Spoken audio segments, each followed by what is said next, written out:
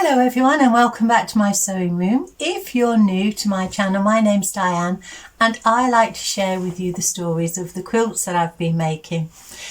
The quilt that I'm about to share with you now, this vintage style quilt, I had wanted to make a quilt like this for a very long time. In fact, the first quilt book I ever bought, I bought 45 years ago, and there's a vintage style quilt in this book, and I thought one day I will make a quilt similar to that. Bearing in mind that at the time of buying that quilt book I was sewing, I was making clothes and things, curtains, things for around the house, but I wasn't making quilts. I'd never made a quilt at that point, but I picked that up one day and I thought I shall make a quilt one day. I don't know how many quilts I've made now, hundreds, but yeah, so that was the starting point, and it sat in the back of my mind for many years. One day I will make a vintage style quilt. And then just recently, for the last I think about 3 or 4 months, it sort of came to the fore. I was seeing vintage quilts on YouTube and in magazines, just, you know, randomly popping up and coming into my sort of vision, and I thought, yeah, I'm gonna make one. And if you have looked at vintage style quilts, you'll know there are many hundreds of designs out there in many hundreds of different fabrics. And so I just thought I'll start collecting vintage style fabric because I tend to drawn to bright colours and modern fabrics.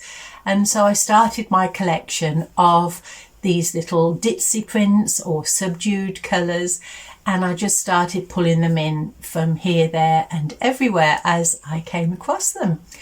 And then I started looking at different designs of vintage style quilts, and to be honest, I just overcomplicated it and I became overwhelmed by it because my collection of fabric was too big. Can you have a collection of fabric that's too big? It didn't go together. I think that's what the problem was. I wasn't collecting particular colours or styles. If it was sort of a vintage vibe, I would just gather it together. And there was too much. That didn't work. And the designs, there are too many out there, and I just couldn't narrow the colour down. I couldn't narrow the design down. And I got really frustrated by it. And then one day I just thought, right, I will think about the design. And I went back to this book, and it's an old English quilt in here that I've referenced, and I'll show you images throughout this video of the quilt. I didn't want to try and copy the whole thing, but the things that I liked about it and the things I liked in general about vintage style quilts is I particularly like a medallion in the centre, and then I like simple blocks that start small, get bigger and then sort of radiate out, and I like this sort of scrappy feel of the fabrics, lots and lots of different designs that have been gathered together over years probably in these vintage style quilts and used in a quilt. And the colours, either because they're so scrappy and there's so many of them that they work together, or there's a sort of limited colour palette and that draws everything together. The one in this book is a limited colour palette. It's sort of browns and creams and tans, and I hadn't made my decision of that yet, but I sort of the colours, but I knew the sort of design I was after.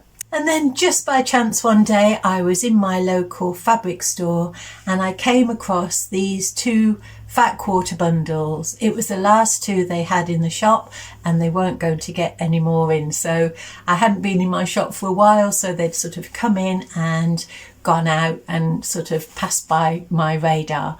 But I bought these two fat quarter bundles. There were only 4 fabric selections in each bundle, and I thought that would be my colour palette. So I decided that I would take these 4 as starting points and then drag in my fabrics that I already had. I would get some more if I needed to. I did go and buy a couple more and use any scraps that I had as well, smaller pieces, and bring that in to hopefully get that sort of scrappy look that I was after. So I think now what I shall do is I'll just put some music on and I will show you the fat quarter bundles and the fabric that I used in this quilt. Most of the fabric, some scrappy bits I didn't record, but I'll show you the fabric selection that I gathered together.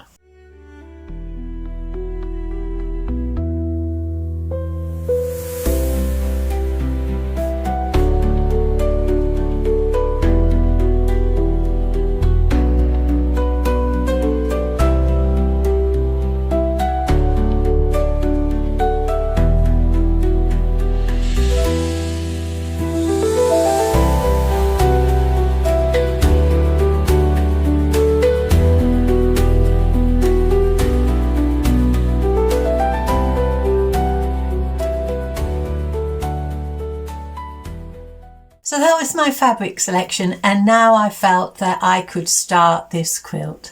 I knew the sort of design, roughly, and I knew the colours. So I started off creating a medallion. I wanted a medallion. Now, if you've watched me for any time, you'll know that my blocks are 3 inches, 3-inch squares, or multiples of 3 inches. And that's because when I process any leftover fabrics that I've got, I like to fit them into future quilts and scrappy quilts. And so every time I'm building a block, I'm working in multiples of 3 inches. And so this medallion on the front here, you can just see my starting point with that lovely little flower in the centre. And then I built out, so the sides were 1 3/4 inches, that finished at 3-inch strips, and there was 3-inch half square triangles in the corner, or 3-inch squares in the corner, and this was my finished medallion block. So that was my show-stopping medallion. I love that block in the centre, and so the next thing I wanted to do was to frame it. And in a lot of the vintage style quilts that I was drawn to, they used sort of ribbon and things around the blocks to give you those edging and separate the different areas of the quilt. And so what I decided to do was to use strips of fabrics. There were 1.5 inches, there was 3. So I just built around, so the cream and then the brick red and then another cream. And to get it to a 3-inch finish, I sewed that in place, and then what I did was I measured from the medallion seam out to the edge, and that measured 3.25 inches. So that 1/4 inch was for the seam on the next blocks that I was going to make. So I sort of squared it up that way, and I repeated that procedure in the next round of strips that I made. So also in my fabric collection, I had been saving strips of William Morris style fabric that I'd come across, and some of this was quite a few years old. There weren't very many big pieces in there. The strips were probably a fat quarter length at the most, and so I thought I really want to use those in this quilt. So I chose the colours that worked with that medallion and my fabric haul, the colours that I'd chosen to use. Some of them with the bird on, that lovely blue, I decided that I wouldn't use in this quilt. That's for a future quilt. So I made lots of these little dot blocks or squares within squares, and I've just put an edge around there. They finish at 3 inches, and so that was the first edging. And then I bordered those little dot blocks the same way as I bordered the medallion, and I'll show you close up. There are some real treasures. I've held on to these for quite a while, and they're such beautiful colours, and yeah, so I'm really pleased. I'm really glad that I managed to find eventually a home for all these scraps. And I wanted a smaller block next to the medallion, so that all fit in nicely. So very happy with the way that that round of blocks looked. So I was really pleased now with the way that all came together. And my next step was to bring in a different block, and a traditional block. So I've used this sort of monkey wrench. I know it comes under different names, and I thought the advantage of using that block is that it showcases the designs in the fabric quite well, and it will allow me to make lots of selections from my pile of fabric. So there's a sort of scrappiness around that area, and also tying all the colours together. And so this was my build up of the churn dash or monkey wrench block, and I was really pleased with the way that that came together. So I'll show you that close up.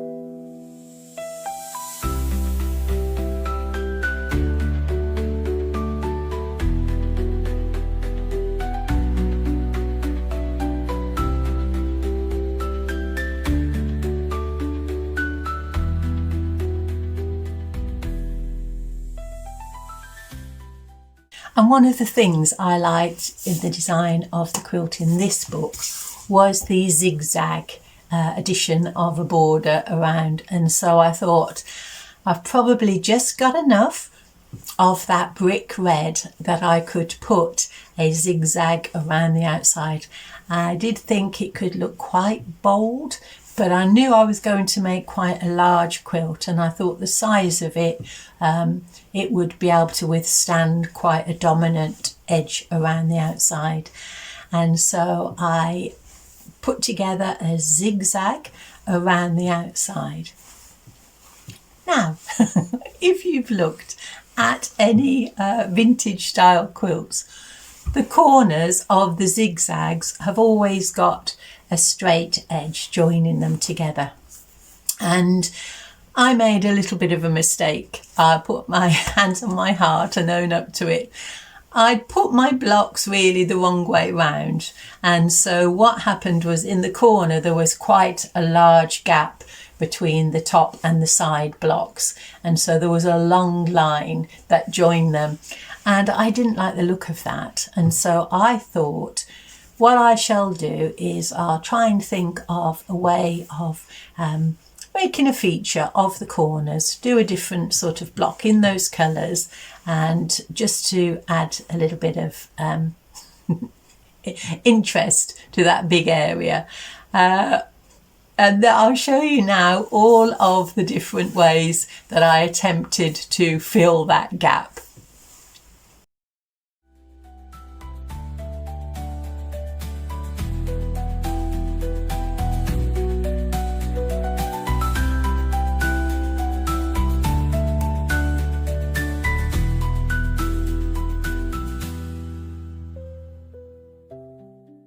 And then it suddenly dawned on me that if I turn those zigzags over, by the time that top and the sides met in that corner block, the gap would be lessened. It's halved. So it wasn't such a big area to fill. But I was still thinking perhaps I could make that edge a little bit more interested. And so I tried again, just playing with blocks, configuring different bits of interest in that corner. In the end though, the vintage styles, knew what they were doing, and I played with the different designs, and I ended up with the straight one. So that now is the centre of the quilt complete, and if I'd had a backing at this point, I might have gone quilt as you go. I was thinking that because I knew this quilt is going to be quite a large one, too large really for my domestic sewing machine to work comfortably on, I thought what I would do was I would quilt the back and the batting and the flimsy centre, and then I would quilt as you go the sides, block them on, because I knew that the outside of that zigzag now was going to be these little 4 patches, and I'll show you those in the book. So this is the design, the little 4 patches, so they're sort of triangles that are put together that form a scrappy sort of on-point square. And I couldn't find a backing, so I still haven't found a backing, and so I decided that I wanted to complete the flimsy, and so I just bit the bullet. I decided that I would put together all of these half square triangles, make the border, and so the way I decided that I would put this edging together is sort of in 3 bands. So there's the 4 patches that come together, and that would be the first band, and then I'd have a middle band and then an outside band. What I thought as soon as I started putting these half square triangles together was I'd need to be careful with the teal and the rust because it was really dominant, and so they need to be placed all the way around the quilt in a sort of balanced way, and I didn't want them to sort of take away from this sort of muted scrappiness. And I was also thinking of the idea, playing with the idea of having a pinwheel band, and so but a muted pinwheel band, not in the teal or the rust, which I think would have looked nice, but I didn't have enough fabric to do that, I don't think. I did consider doing a teal pinwheel band. If I'd have had the material, I might have gone that way, but I didn't have enough. And so what I decided to do was to just make it muted, which I really like the look of. And so I've got an inside band, a pinwheel band, and then an outside band. And if you look closely, the way I sort of solve the problem of balancing out those teal and the rust half square triangles, if you look at the first band, any of the teal triangles are on the inside, so they're leaning towards the medallion, the centre of the quilt. And then there's the rust, and then there's a band of the pinwheels that have no rust and have no teal in at all. And then on the top band, I have decided that I would use a teal and a rust half square triangle, and the points would touch in the middle of that on-point square. And I decided that I would have the rust touching the pinwheel band, and the blue, the teal, would be on the outer band. And that's how I decided that I would put that together. So I wasn't quite sure how that would look. It's a big decision to sew all of these half square triangles together. And so what I decided to do was I would construct the cornerstones of this edging first of all. And so I knew that when I put the quilt together, I would put all of the bands together for the top and the bottom, join those in one piece, and then the sides I would do the cornerstones and the sides and then join those together. So I knew how I would construct it, but I just wanted to have a look and see what it looked like. And so I did the 4 cornerstones. So I've got a little scrappy teal and rust on the inside block, and then there are the 3 pinwheels that go around that, and then on the outside of that are the teal and the rust where the points are touching. And so I thought I'll put 4 identical bands around this quilt. It just made it easier constructing it. So what I decided to do was make up one, and then I would sew each band. So once the design was sorted and the colour placement of the on-point squares was sorted, what I would do was to join the bottom band of all the 4 sides, and then the pinwheel band, and then the outer band. And that's what I did. I was hoping that I wouldn't have any half square triangles of the same fabric design touching, and that's what took time with the placement, was to make sure that didn't happen.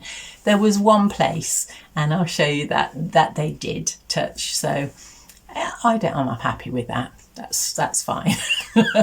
Of all the different ways that they could have touched, I was all right with just the one, so I've left that. And you can also see from that corner that to save the points of these triangles on the bands, I did put a narrow strip of fabric all the way around. So when that outside band was put together, I just put a thin strip of fabric along the top to preserve those points, and I did that on all 4 sides, and then I joined the 3 bands together. And the same with the cornerstones, I put the band of fabric around the outside, and then when it all joined together, everything had that small edge. So that is my flimsy. Quite large. It finishes at 86 inches square, 219 centimetres. I have thinking I might want to extend the top. I'm not sure, to go over the pillowcases. It all depends. I'm looking for a suitable wide back. I'm going to just pack it away now and wait. I'm going to be patient and wait for the right backing. I don't know exactly what I want for the backing. Obviously I want a sort of vintage style, and I want the colours to tie in. So I'll know it when I see it, and so I shall just wait. So that is going away. Next to my iron, you can see there are lots of scraps of fabric from this project that I need to process. So today I'm going shopping in a moment, but then I will come back and I'm going to process all of that. I am going to edit the video, I'm going to clean my machine, I'm going to change the needle, clean my sewing room, and then decide on the next project that I want to tackle.